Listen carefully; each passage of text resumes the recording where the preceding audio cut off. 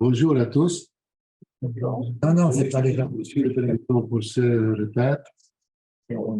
Donc, je vais essayer de parler en ce qui concerne la mémoire de la Cour de cassation initiale, avec quelques photos que j'essaie de préserver.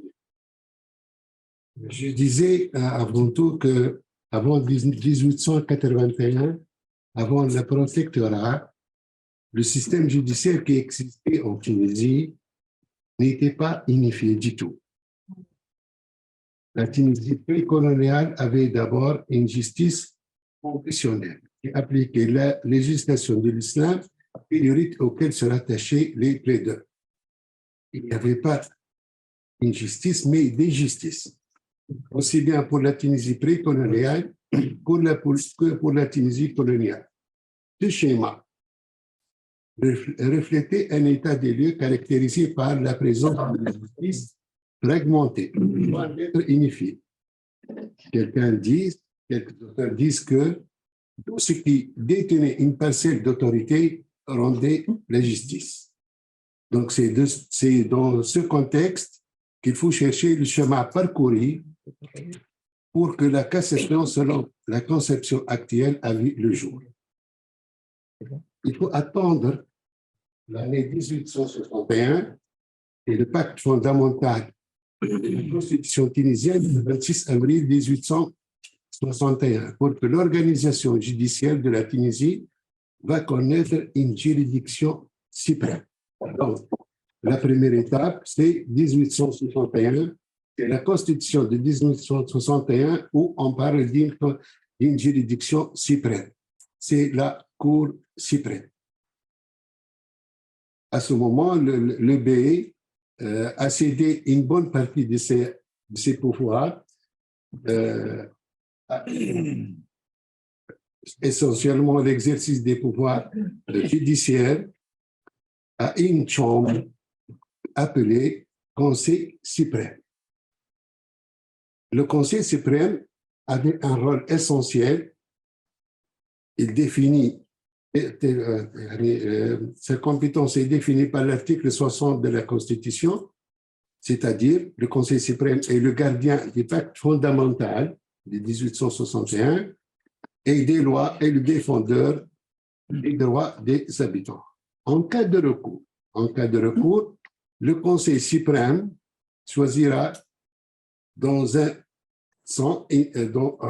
à son sein une commission composée de 12 membres qui statuent sur le recours et elle a le choix ou bien d'accepter ou de refuser le recours. La situation n'est pas satisfaisante et c'était le décret de 18 mars 1896 qui a développé une autre forme de pourvoi en cassation et c'est la première fois qu'on parle des cas d'ouverture de cassation. Il s'agirait donc ici d'un premier texte postérieur à la Constitution de 1861 dans lequel on trouve une trace de pourvoi en cassation.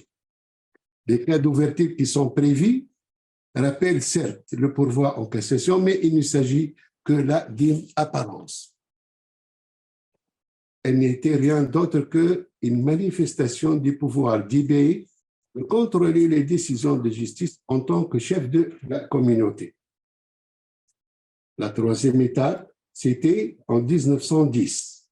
En 1910, avec le Code de procédure civile, le pourvoi en révision, on parle d'un pourvoi en révision, pourrait être formé par les parties intéressées devant une commission appelée commission de requête. Composée du ministre de la Prime est devenu un magistrat de nationalité française, et ce jusqu'à 1921. Il est assisté de 2 présidents de chambre n'ayant pas connu l'affaire. La chambre de requête, donc c'est une chambre, c'était vraiment une véritable juridiction. La chambre des requêtes, elle est commise comme un véritable cour de cassation, assurer un contrôle de faits et de droits de fait et de droit, ainsi que le règlement des juges et la prise à partie. Il est à préciser ici que la Cour de cassation, conçue en 1910, a été présidée par un juge français, surtout en 1926, et ce jusqu'à le 18 juillet plutôt, 1947, c'est la date de la nomination d'un juge tunisien. Si vous permettez, M. Jean, on peut voir la photo du premier juge, du premier président de la Cour de cassation. Ça, ce sont les deux schémas, les deux photos. Il est présent, c'est la robe officielle, c'est le tenue officiel, c'est le premier tenue officiel des juges tunisiens. Ça, c'est le deuxième, ça, c'est le premier, c'est de 1938 jusqu'à 1956. Voilà, ici, c'est le deuxième. Donc, ici, c'est audience solennelle présidée par le président, le premier président de la Cour de cassation, et c'est le deuxième tenu. Voilà le troisième, si vous permettez. Voilà, ça, c'est le troisième tenu. C'est l'actuel. Il est consacré pour les juges de troisième degré, à savoir que la Tunisie, que la répartition des juges en premier degré, deuxième degré et troisième degré. Ça, c'est le tenue l'Europe et le top. Le top qui sera pris par le premier président de la Cour de cassation et les présidents des chambres.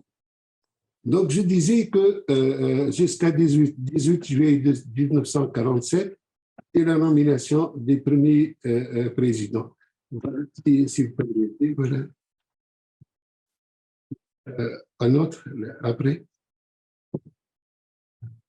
L'autre, c'est le coq ici. Ça, c'est le palais de justice de Tunis de 1901. C'est la façade du palais conçue par un architecte français. Donc, il est bâti sur une surface de 4000 mètres carrés. Il est aussi jusqu'à maintenant, il est fonctionnel. La valeur était de 1435 000 francs.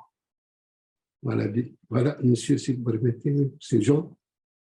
Voilà, c'est aussi 1907 et 1918, c'est le palais de justice. Une vie de palais de justice, jusqu'à maintenant, il est fonctionnel.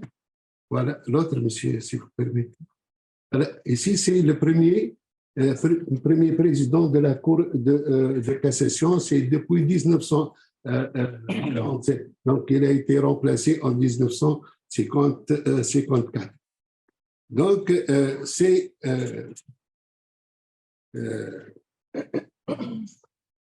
après le décret de 1900, après la loi de 1910, le code civil, on parle de la Cour de cassation, mais il n'y a pas un régime bien organisé pour la Cour. C'était le 3 août 1956 qui a transféré toutes les compétences des tribunaux charaïques et aux juridictions des droits communs. Ce décret fut complété par les décrets du 25 septembre 1956, 25 octobre 1956 et 24 juin 1956, tout pris pour réorganiser la justice.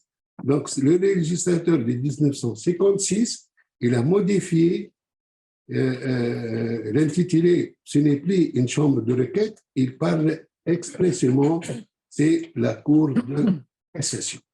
Les articles, effectivement, 103 et 104 figurent en conséquence modifiés. C'est devant la Cour de cassation et non devant les chambres de requête. Donc, 1956, donc c'est l'indépendance. Il a été promulgué en 1959, le 5 octobre 1959, le Code de procédure civile et commerciale qui est entré en vigueur en 1er janvier 1960. Le Code de procédure civile et commerciale est le premier texte dans l'histoire juridique de la Tunisie qui a organisé un pourvoi en cassation et a conservé le rôle de la Cour de cassation dans une optique moderne. Donc, c'était Conseil suprême, Al-Majlis al-Akbar, on dit comme ça, et puis c'était la Chambre de requête, et puis c'était la cassation, mais pas organisée. L'organisation a commencé en 1910 et n'a vu le jour comme il le faut d'une façon moderne qu'en 1959. Il faut préciser ici qu'en matière pénale, il faut attendre le Code de procédure pénale de 1968. 1960. Donc, la haute juridiction vit enfin ainsi les contours de son contrôle dessinés par la loi, mais revient souvent, assez souvent, à la jurisprudence au fur et à mesure dont évolue le rôle de la Cour de cassation. Plusieurs réformes qui ont été introduites. L'importance des réformes entreprises et l'ampleur des efforts consentis pour la modernisation du système judiciaire en général et de la juridiction de cassation, plus particulièrement depuis l'indépendance, reflètent la place des choix qu'occupe la justice en Tunisie. C'est l'écrivain Ibn Khaldoun, le sociologue Ibn Khaldoun, la justice est le fondement de toute civilisation. Donc, j'ai essayé d'être bref. Merci à tous. Merci pour votre attention.